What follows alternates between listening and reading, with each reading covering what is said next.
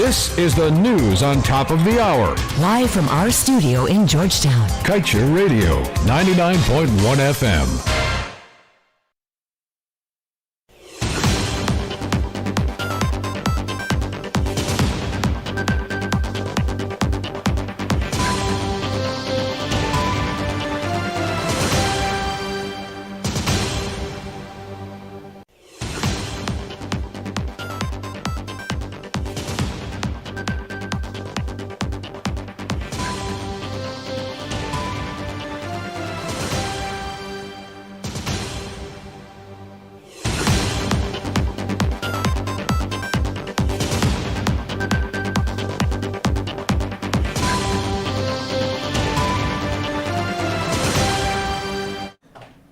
Good afternoon, my name is Amrita Koshal and it is now time for your main newscast. Ignoring mounting criticisms and appeals in the past 2 weeks to have the Natural Resource Fund Bill 2021 sent to a special select committee for proper consideration and input from the citizenry, the PPPC administration used its one-seat majority to ram it through the House Wednesday night, although the opposition has raised questions about its legality, citing several breaches in the standing orders during the chaotic scenes that unfolded. Chief Whip for the parliamentary opposition, Christopher Jones, recalled the criticisms the bill faced from various quarters since being tabled in the House on December 16, 2021. He said, "It is only fair that the government sends it to a committee for further consideration, as it can have grave implications for the future of all Guyanese." Speaker of the House Mansour Nadir refused to allow Jones's petition to go through, as he instructed him to save his words for when the debate gets underway. He then proceeded to invite the senior minister with responsibility for finance, Dr. Ashni Singh, to deliver his remarks on the bill. It was at this point the House erupted into mass confusion. Opposition members started chanting, "No thieving bill must pass." After a notably short speech, the Speaker then rushed the consideration of the entire bill's clauses simultaneously and moved for a vote. The government members all gave their stamp of approval, and the bill, which was expected to see 21 speakers, was passed with all of its troubling flaws. Get the full details of this story and more in today's Kaieteur News. Moving on, we now tell you that according to the PPPC's Local Content Bill 2021, which was passed yesterday, a contractor, subcontractor, or licensee shall allow the government's Local Content Secretariat or a representative of the Secretariat unrestricted access to its facilities, records, reports, documents, data, and information for the purposes of monitoring, assessing, evaluating, investigating, auditing, and verifying compliance with this Act. Importantly, the failure to comply with a request by the Minister or the Secretariat to review or provide information on any return, report, record, or any other document pursuant to the provisions of this Act would only be fined $5,000. While this meager penalty has raised concerns about the extent to which it would deter non-compliance by ExxonMobil and other operators and their subcontractors, the bill does state that the minister may, by orders subject to affirmative resolution of the National Assembly, amend the monetary penalties specified in this Act. It therefore means that there is still ample opportunity for such a penalty to be increased. Moving on, we now tell you that scores of Guyanese on Wednesday picketed in front of the Arthur Chung Conference Center, where a sitting of the National Assembly was being held to protest their opposition to the PPPC government's rush to pass a new natural resources bill, which many have since condemned as a move to legalize wholesale thievery of Guyana's oil revenues. The bill aimed at replacing the NRF Act in place already in order to give sweeping powers and control over the oil fund and its use by the sitting president. The placard-bearing protesters, though prevented from entering the precincts of the ACCC venue, staged a vociferous activity on the roadway, chanting slogans such as "Stop the bill, stop the steal," "Don't pass the law," and Guyanese voices must be respected. They were soon joined by several members of parliament of the political opposition who took a break from the parliamentary debates. Publisher and social commentator Glenn Lal was adamant Guyanese must understand the importance of the law being passed, since it was empowering the government with the power to go and withdraw every cent from that oil account that sits in America. This, he said, would be done under the guise of spending on natural disasters and green economy projects, adding that when it comes to accountability and transparency with these governments, they have none. And we now tell you that after 7 hours of debate and contributions from 16 parliamentarians, the Local Content Bill 2021 was passed in the National Assembly. Natural Resources Minister Vikram Bharat, who tabled the bill, disclosed that 14 amendments were added, 10 of which were taken from the political opposition, while the government added 4 of its own. The government has amended the accounting services category from 20 to 90% by December 2022 and insurance provision by Guyanese from 90 to 100%. Minister Barrett said too that the bill will prevent the creation of monopolies while catering for the provision of capacity building programs so that Guyanese would be able to provide high quality services and skills.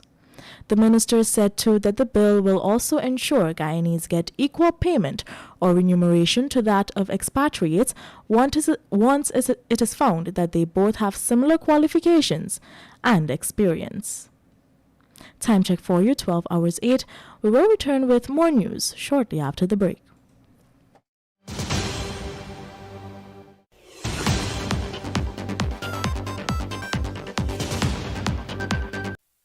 Win big this Christmas with a Digicel Prime bundle. Over $20 million in prizes to be won. The more you chat, watch, share, and dance to your favorite Digicel apps, the more chances you have to win. Thousands of Share-to-Win prizes, including laptops, tablets, smartphones, cash, data, and credit. Enter to win the grand prize of $5,000 US, a trip for 2, or a Samsung Galaxy S21. We are all winners with guaranteed win days. Play along. Buy a Prime bundle in My Digicel to stream and win today with Digicel this Christmas.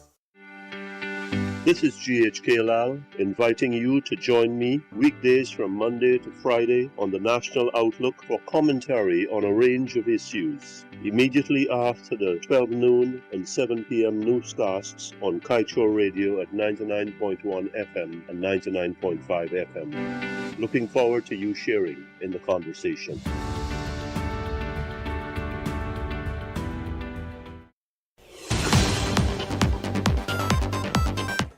My name is Amrita Koshal, and we now return with your main newscast. While the APNU-AFC parliamentary opposition says in principle it is in full support of Guyana having local content legislation, it still found it difficult to back the PPPC's draft legislation, which was passed yesterday. The opposition categorically contended that there are provisions contained in the legislation which could lead to a bureaucratic nightmare. This was shared by opposition spokesperson on oil and gas, Member of Parliament, David Patterson. Patterson was keen to note that the political opposition, which represents over 200,000 Guyanese voters, was not consulted on such a key piece of legislation.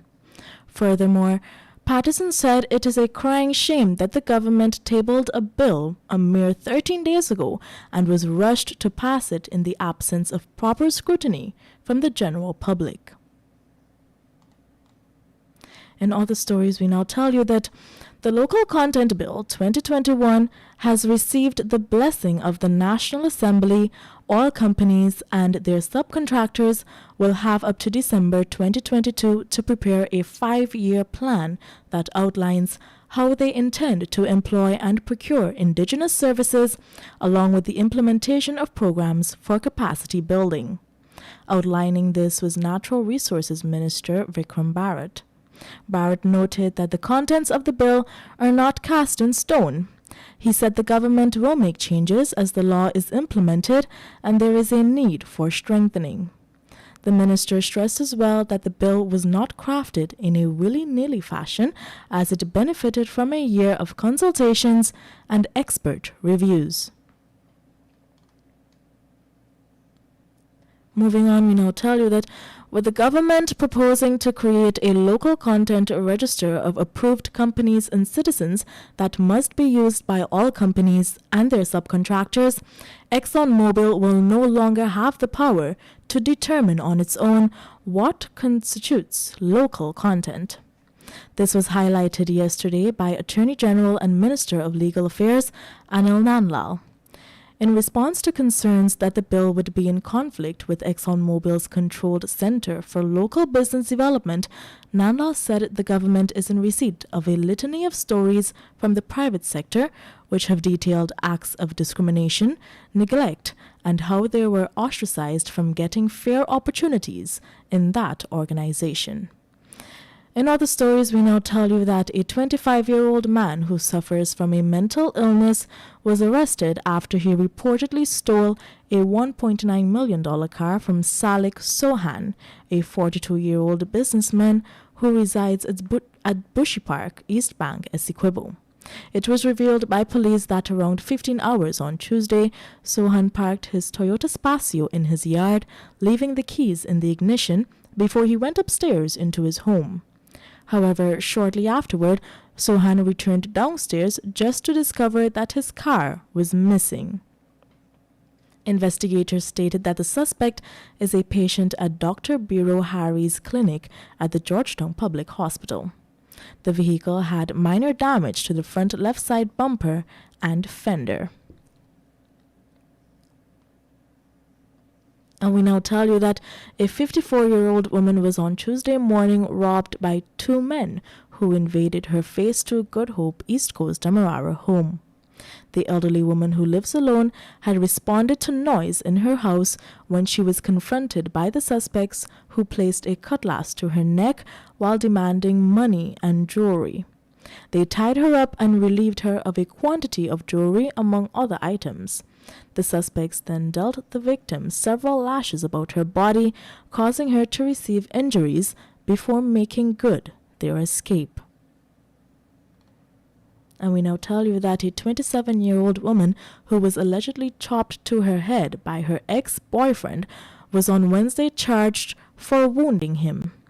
Shamika Green appeared at the Diamond Grove Magistrates Court before Senior Magistrate Clive Nurse, where the matter was called. She pleaded not guilty and was subsequently placed on $25,000 bail. Green, along with her current boyfriend, Victor Rhodes, were both charged for the wounding of her ex-boyfriend, Hansel Elgin, and both were placed on bail. The matter was adjourned until January 25th, 2022. Get the full details in today's Kaieteur News. We now turn your attention to page 7 of the Kaieteur News, dedicated to being blunt. An elderly woman was tied up and beaten in her home for her modest valuables. After robbing her family, a bandit accosted a young woman with the perceived intent of raping her. All this brutality and hooliganism in an oil-rich country which should be showing signs of moving on up.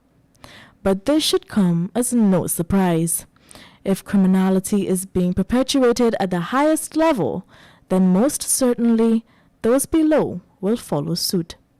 The evidence is seen daily in our nation. Wake up, Guyanese. Wake up and do your part to help safeguard this nation. My name is Amrita Koshal, and this was your main newscast.